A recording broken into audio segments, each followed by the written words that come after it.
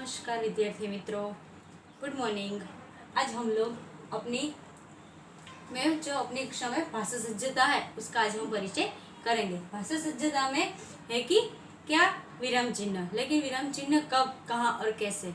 हम सब लोग जो भी कोई भी शब्द, वाक्य कुछ भी बोलते हैं तो उसमें हम कई जगह रुकते हैं, कई जगह हम ऐसे आश्चर्य हो जाते हैं, कई जगह हम कुछ प्रश्न पूछते हैं या हम कुछ भी बोलते हैं तो उसके लिए हमें कुछ ऐसे ऐसे चिन्ह का हम प्रयोग करते हैं। तो वो चिन्ह क्या होते हैं? तो कि किसी भी भाषा को बोलने, पढ़ते और लिखते समय अर्थ को स्पष्ट करने के लिए वाक्य के बीच में या अंत में थोड़ा सा रुकना पड़ता है। इस रुकावट का संकेत देने वाली लिपि को क्या कहते हैं? वो जो भी चिन्ह रखते हैं उन्हें हम विराम चिन्ह कहते हैं। क्या कहते हैं? विराम चिन्ह। तो आज हम लोग विराम चिन्ह में ऐसे और कई सारे जो चिन्ह होते हैं उसके बारे में आज हम लोग चर्चा करेंगे। कोई भी भाषा होती है तो उस भाषा को बोलने के लिए, पढ़ने के लिए या फिर लिखने के लिए जब भी हम लिखते हैं, पढ़ते हैं या बोलते हैं तो उसमें हमें थोड़ा सा कहीं रुकना पड़ता है। कहीं हमें जब हम वाक्य पूर्ण करते हैं तो उसके पीछे भी हम कुछ चिन्ह लगाते हैं, फिर कुछ हम प्रश्न पूछते हैं तो उसके पीछे भी हम कुछ चिन्ह लगाते हैं। तो वो सब चिन्ह कब और कैसे लगाते हैं उसके बारे में आज हम लोग चर्चा करेंगे। तो ये सारे चिन्हों को क्या बोलते हैं? विराम चिन्ह। क्या बोलते हैं? विराम चिन्ह। तो ये सारे विराम चिन्ह के बारे में आज हम लोग ऐसे ही चर्चा करेंगे। तो विराम चिन्ह में ये लिखे हैं जो मैंने यहाँ पे। तो सबसे पहले है कि पूर्ण विराम। क्या है? पूर्ण विराम। तो ये पूर्ण विराम का चिन्ह है। हिंदी में हम लोग ऐसे पूर्ण विराम का चिन्ह करते हैं ना, जैसे कि वाक्य जब भी पूर्ण होता है तो हम लोग पूर्ण विराम का ऐसे ही चिन्ह करते हैं। फिर दूसरा है कि अल्प विराम। क्या है? अल्प विराम। तो ये अल्प विराम का चिन्ह है। हम कोई भी वाक्य बोलते हैं या लिखते हैं तो उसमें कई जगह थोड़ा सा रुकने के लिए हम लोग विराम चिन्ह का उपयोग करते हैं। तो ये विराम चिन्ह का निशान है। फिर है प्रश्नवाचक चिन्ह। क्या है? प्रश्नवाचक चिन्ह। तो प्रश्नवाचक चिन्ह कुछ हमें किसी से पूछना होता है तो ऐसे वाक्य में हम लोग जब भी कोई भी वाक्य बोलते हैं तो कोई भी प्रश्न पूछना होता है या कुछ उससे जानना होता है तो वो हम बोलते हैं तो उसके पीछे जब भी हम वाक्य पूर्ण करते हैं तो उसके पीछे हम ऐसा चिन्ह रखते हैं। इससे हमें पता चलता है कि यह है क्या? प्रश्नवाचक वाक्य है। फिर है विस्मयादि बोधक चिन्ह। ये उसका निशान है, विस्मयादि, यानी कि हम जब भी कोई आश्चर्य होता है तो हम ऐसे साइन करते हैं, ऐसी निशानी करते हैं। फिर है योजक। तो ये योजक का निशान है। कोई भी दो ऐसे शब्द होते हैं जिनको हम एक साथ बोलते हैं तो ऐसे योजक के लिए है ये निशान हम करते हैं। और फिर है निर्देशक। तो कोई भी व्यक्ति, वस्तु को निर्देश यानी कि दर्शाने के लिए हम लोग एक निशानी करते हैं। तो आइए इन सब को हम लोग उदाहरण के साथ एक बार देखते हैं अपनी बुक में से। तो हमारा पहला है कि पूर्ण विराम। क्या है? पूर्ण विराम। तो इसका प्रयोग वाक्य पूर्ण होने पर होता है। कोई भी वाक्य अगर हम लिखते हैं तो वो वाक्य जब भी पूर्ण होता है तो हम पूर्ण विराम का निशान करते हैं। जैसे कि ये उदाहरण देखिए, जैसे कि उदाहरण है मोहन ने पत्र लिखा। मोहन ने पत्र लिखा। तो ये वाक्य हमारा पूर्ण हो गया। तो हमने यहाँ पर ऐसे निशानी की, यानी कि चिन्ह किया। तो इस चिन्ह को क्या बोलते हैं? पूर्ण विराम। दूसरा है सीता स्कूल नहीं गई। सीता स्कूल नहीं गई। तो ये भी वाक्य हमारा पूर्ण हो गया। तो हमने यहाँ पर भी ये पूर्ण विराम का निशान किया।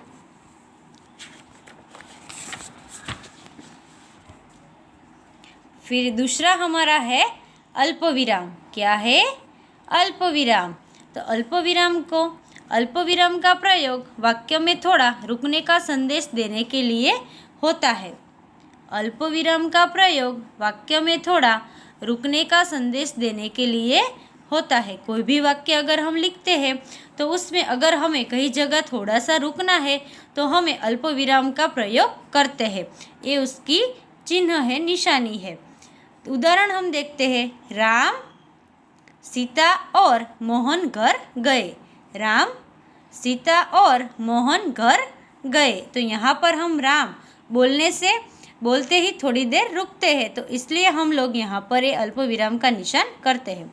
दूसरा है रोको मत जाने दो। रोको मत जाने दो। तो इसी तरह अल्प विराम का प्रयोग वाक्य में थोड़ा रुकने का संदेश देने के लिए होता है। फिर तीसरा है हमारा प्रश्नवाचक चिन्ह। क्या है? प्रश्नवाचक चिन्ह। तो ये उसका निशानी है, प्रश्नवाचक चिन्ह की निशानी है। किसी व्यक्ति से कोई जानकारी प्राप्त करने हेतु उपयोग में लिए जाने वाले वाक्य के अंत में प्रश्नवाचक चिन्ह लगता है। किसी व्यक्ति से कोई जानकारी प्राप्त करने हेतु उपयोग में लिए जाने वाले वाक्य के अंत में प्रश्नवाचक चिन्ह लगता है।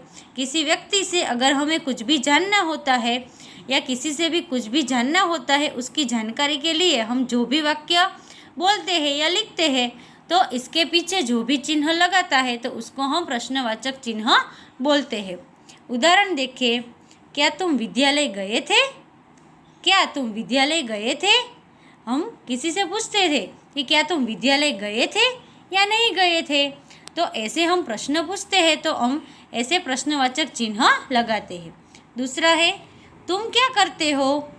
पूछते हैं कि तुम क्या करते हो, तो ये भी एक प्रश्नवाचक वाक्य हुआ। तो इसीलिए प्रश्नवाचक वाक्य में इसे हम चिन्ह लगाते हैं। फिर अगला हमारा है विस्मयादि बोधक चिन्ह।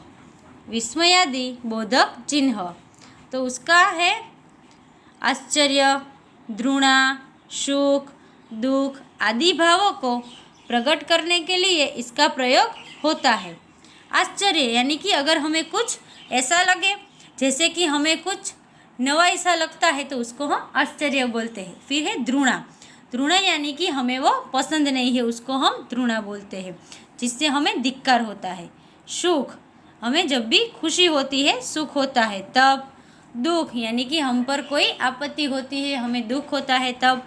ऐसे सारे जो भी हमें भाव होते हैं, ऐसे सारे भाव को प्रकट करने के लिए जो भी चिन्ह लगाते हैं उसके हम विस्मयादि बोधक चिन्ह कहते हैं। जैसे कि उसका शब्द में कैसे प्रयोग होता है, तो कि अरे, बाप रे, वाह, शाबाश, आहा, ये सारे जो शब्द है वो विस्मयादि बोधक के शब्द है। ये उसकी निशानी है। तो हम उसका उदाहरण देखते हैं। वाह, आपने तो कमाल कर दिया। कहते हैं हम, वाह, आपने तो कमाल कर दिया। कोई कुछ अच्छा काम करता है तो हम बोलते हैं ना कि वाह, आपने तो कमाल कर दिया। हम उससे खुश होते हैं इसलिए। फिर है अरे, क्या हो गया?